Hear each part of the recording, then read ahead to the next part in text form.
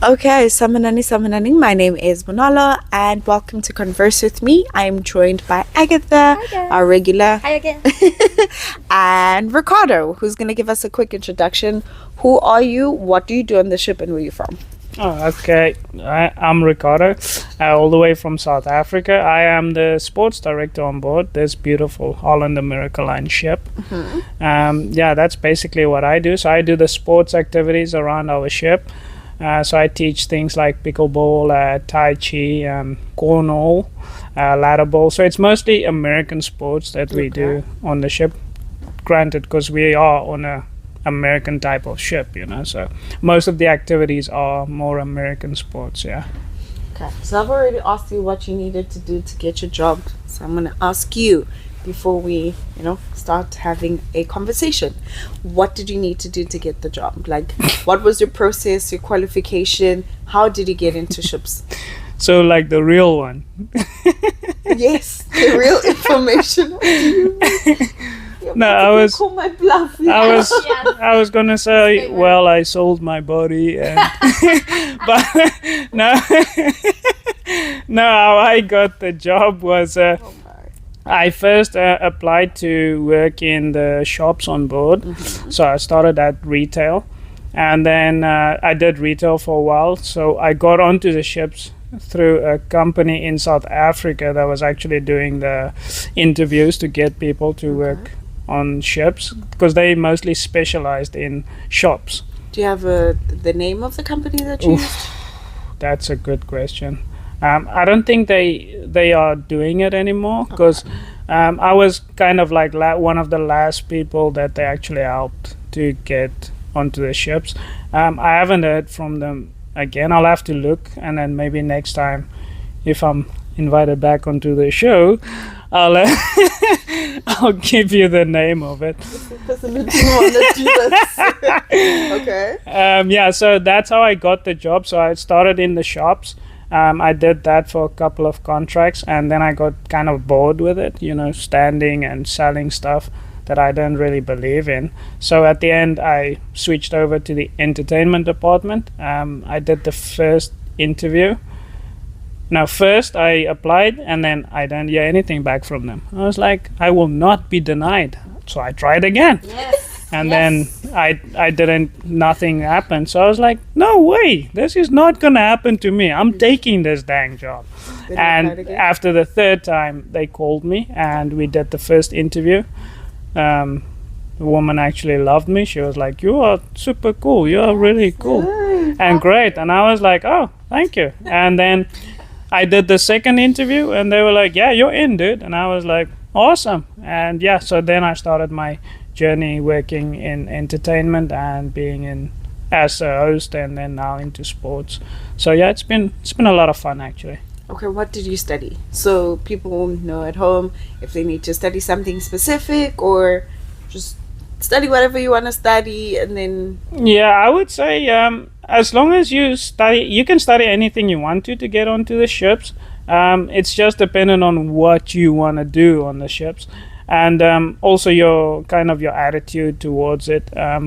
If you think that, I'm just gonna have a vacation when I get onto the ship, it's not gonna happen. It's not sure. For me, myself, I actually studied at Tshwane University of Technology, and I got my degree in B.Tech coaching science. But then, I'm on the ship. I'm kind of doing in line with what I studied. But yeah, I would say for anyone who wants to work on the ships, if you have the right attitude, and you are determined to make it work, and share a room with someone and work long hours, then it's a good thing to do. But yeah, I would say in terms of qualifications, as long as you have the right attitude, and you're willing to do whatever it takes to make it a success, then. So would you say qualifications don't really matter on ships, or just in certain departments? I think in certain departments, obviously, if you're trying to work in a higher level of management, then obviously those qualifications do matter a lot. But if you're starting out at a low level job, then it's not a big problem. It's not something that they look at that much. I mean, you've seen the people on the ships. I know. We just needed to clarify that. We needed just clarity so people know. So people aren't like, okay, I can't get a job because I don't have a qualification, or I can get any job I want on ship because I don't like. I think it's very important to clarify that, hey, certain departments you do need a qualification. Yeah. In certain areas you don't really need one. Yeah. Experience will help you. Yeah, it will. And I mean, if you worked back home at least, you know, and you have some work experience, it's also a good. Yes. It's a good plus in the column that they're checking. And also when you're doing your interview, don't be like holding back and just sitting there and all scared. I would say they need to see your personality, because that's a big thing on ships is you have to have that personality that people want to be around you. Okay, now I also feel like we need to clarify that it depends on the department as well. Because if you're front of house, yes, you need to be likable. If you're back of house, you just need to know what you're doing more than anything, right? Yeah, and you don't really have to speak English, I think. No, you Very Back of well. house, Very well. you You don't need have to to speak it very You well. need to Very be well. able to communicate. Yes. Yes. Okay, now let's take this and make it a bit light. I want to know some of your stories about like the sharing cabins, your worst roommate and your best roommate, because that's a very big part of what we do. We share a room for many months, and the different contracts. Yes. So give us some stories. Okay. I've been doing this for 7 years, and I think sharing the room is one of the hardest things on the job. The room is small. I'm sure Bonolo is gonna show you guys soon how the cabins are, the size and everything. Few years ago, let's start with my worst one. Few years ago, I used to work for another company, and only short contracts. It's called seasonal, so it would be from 1 month to 3 months. But then we would be in guest cabin. But then we would be more than 2 people. Now we share two of us in one cabin. So on that contract, I was 3 people, 3 girls in a guest cabin. Guest cabin is bigger, but it's still for 3 people. And I was unlucky enough that my 2 roommates didn't like each other. I had an okay relationship with the both of them, but they both didn't like each other. And the things start getting crazy after a few weeks. One would wake up like 3 in the morning, take a shower and dry her hair in the middle of the room for nothing to do with, there is no time for that, just to provoke the other one. So we are on this like cycle for like a week, and then they keep beefy. They have beef between them, but they didn't want to report each other, let's say, because they're both doing this kind of petty things. And I went there and I said, look, this is happening. I cannot deal with that. I'm in the middle of something.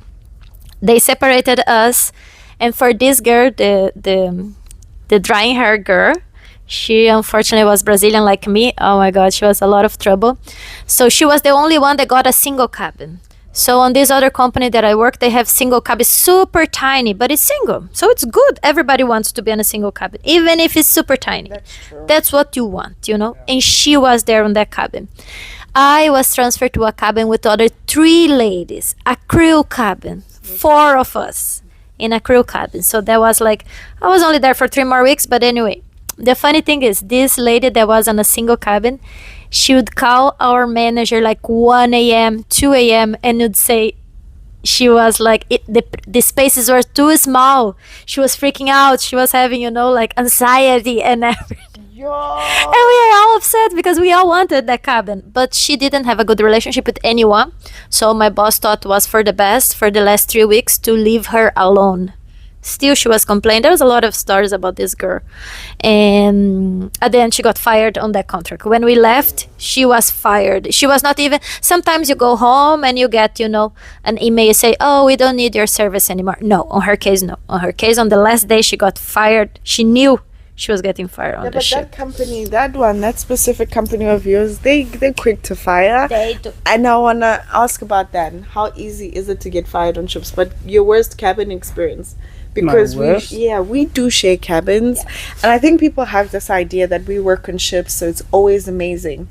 but sharing a It's space with amazing the stranger sometimes. Yeah. But sharing a hard. space with the strangers sometimes is like the worst part of your contract. It's just like, So, Shay, your worst cabin experience My worst. from a guy's perspective, because Ugh. for us it's like the drying of hair sometimes is a problem. If Bringing it's during the night, 2 a.m., don't do that. bringing Just guys right in now. the cabin. Oh, yeah.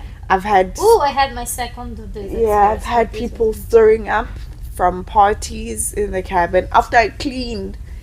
I've also experienced a lot of things. So from guys, what do you guys experience? And also, For me, the worst one I had Yeah. was when I worked on Royal Caribbean, and my roommate was from India, and he's a nice guy to work with, but to share a room with, that was the most horrible experience ever. okay, He would come to the room at like 3-4 in the morning and then make all kinds of noise, and then you're awake. Then you're awake with him, and you're like, dude, you couldn't see that I'm sleeping over here? The lights were off, you know? And he's Yeah. like, yeah, man, I'm just coming from the crew bar, blah, blah, blah, blah, blah, blah. He smells like, he's been drinking the whole night. So he just comes in, makes some noise, and then leaves again. So he'll come back at 6 a.m. again, make noise again when he's actually back, and then sleep for 1 hour and back to work.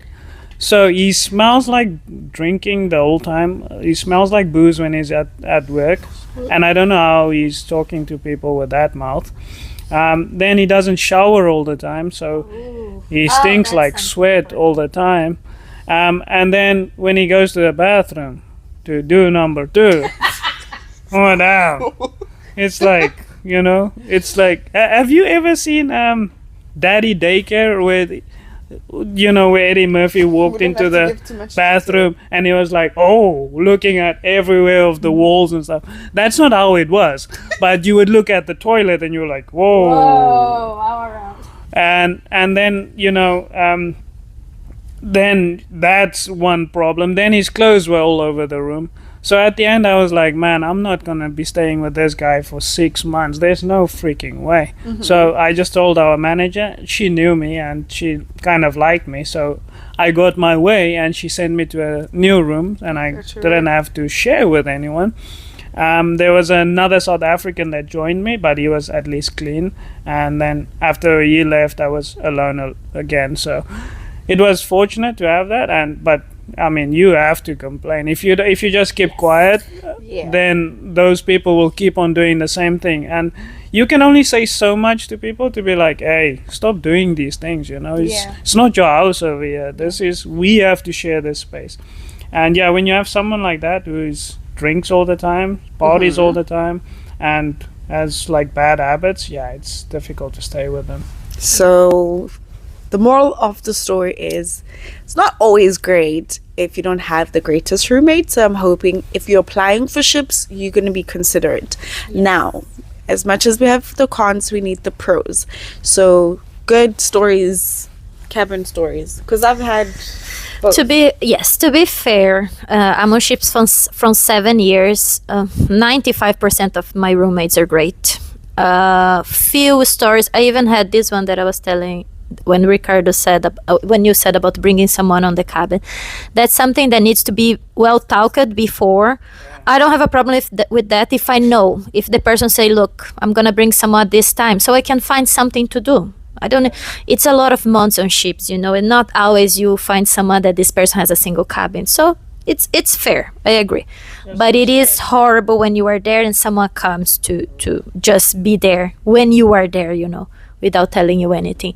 This happened to me once, and I agree with Ricardo. If you don't say anything, no one is gonna know. And I'm a person that I say 2-3 times maximum. I don't stress myself. I go straight away to management. Doesn't matter what my roommate is gonna think. She's ratting on me or something. I did try to talk to you before. So this story with this girl that brought this guy to the cabin is funny because at the end, after I reported her twice for smoking in the cabin and bringing the guy, I thought things would be weird between us, but actually she became one of my best roommates after that. She didn't take it to the heart. She apologized. She really changed it, and it was like so nice. So mostly My story is like now I'm sharing. I was seeing in a single cabin for a while. That is so good. You go to the bathroom, you don't worry about it. It's nice, you know. You can do number 2 and relax. That's honestly for me is one of the best parts. I hate going to the bathroom for number 2 when you have a roommate. Your roommate is there reading, and you have to put some music, whatever. So it's good. But now I'm having one that she is just so nice. I don't even notice her. Like the same way I respect when I'm leaving the room. Be quiet. Don't turn on the lights. That's a big deal. And she is the same. So mostly, I would say 95%, I have a good relationship with my roommates, and that's you just have to be respectful to the space of the other person and to your own space, you know. Like Ricardo said, don't leave all your things around, because that's not your, if it's in your bed, leave everything in your bed. That's your space. You close your curtain. We have a curtain, you're gonna see soon. And that's your own space, literally your bed. Leave your things there. Don't leave like around the room, and that's it. Sometimes I'm guilty of that. I'm not gonna lie. Sometimes No, it's a long night, and it's No, but it's different. I It know happens, what Ricardo is talking about. It's like a everyday, constantly thing everywhere. Okay. So that's a different. Like that's the worst ones to have. Good stories. One good story, roommate story. One good one. Yeah, we can't leave it on a negative. Yes. There's good and bad for everything. Oh, okay. Ricardo, no. Okay, I actually do have the best roommate or roommates I've had. They actually became like my best friends. One is from Brazil, Tom. from Rio. We met on the new Statendam just after COVID when we got back. So he was like the best roommate, you know. Cleaned his place, and if I told him like, "Hey, dude, you need to, you know, put your shoes outside because it's not, it's the room is very heavy with you in here, you know." So he understood that, and he, you know, started to get spray in his shoes. And I told him like, "Man, look, we need to have rules in this room. You need to set down some rules." And I was like, "Hey, you don't bring no woman in this place. You don't bring her when I'm sleeping. If you wanna have a go here, just let me know, and I'll make myself disappear and go somewhere. But don't bring no girl in there while I'm sleeping. Or if we're all just hanging out, it's fine, yeah." So once we put down those rules, that was like the biggest rule for me. Other than that, you know, if you want to hang out with some friends in the room, I don't mind that, you know. But we understood each other, and we got along very well. And then when he had to leave the ship, we were all like crying, you know, because we got so close to each other. Same with my friend from Chile. Me and him also. He was the roommate after my friend from Brazil left. So the three of us became like best friends, and we're still best friends ever since then. Me and my friend from Chile, we actually just went to vacation together, and we were all over Europe. So you do meet those really good people that become part of your life, and they become like better friends than your friends back home. That's what happens. That's because you spend more time with them. Like our friends at home, we rarely see them. Like we're home for like a month or two, and in that 2 months you're not seeing everyone. Yeah. So you end up building stronger bonds with people on ships than you do back home. And also there's so many changes that happen. Then when you get home, you feel like I don't really know this person anymore, but it's like you just grew up, or something in you has changed.